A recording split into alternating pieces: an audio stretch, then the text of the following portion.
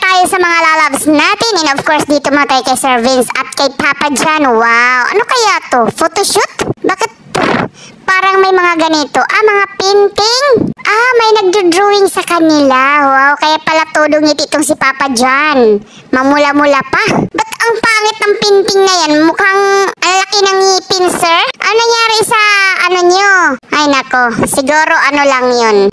Joke-joke lang yung paint na yun para naman maiba, diba? At ayan, ang dami nilang food. Wow, sarap naman yan.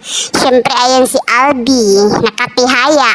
At si Miss Jubes, wow! Sabi niya dito, there is no place like home. Wow! Bumalik pala si Miss Jubes doon sa Guimaras, Iloilo. Wow, ang sarap ng mga mangga daw dyan. Ang tatamis ng mga mangga dyan.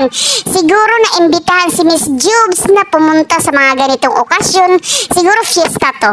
Hindi natin sure fiesta or liga, parang ganon. Tingnan mo, siya po yung MC sa gitna ng court. Wow, napaka-hectic naman ang schedule ni Miss Jubes. Kakita lang natin, ito na naman siya, may update na naman siya about sa life niya na kung saan-saan naman siya nakarating. Well, lugar po ito ni Miss Jubes, kaya ganon. Andun siya sa Iloilo.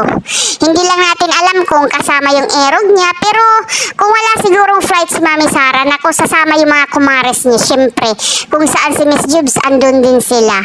Pero dahil siguro may flight si Mami Sara, baka hindi po si Mami Sara nakasama dito. Pero sana, kaso ayaw niyang ipakita kung andun ba si Mami Sara, kasama ba niya. O, diba? Nakaupo na naman siya. Siyempre, at ano kayang kinuha niya? Nag-check ng phone, baka nag-chat yung erog niya. Char, sa fans para siyempre. Nagpa-picture po yung mga fans.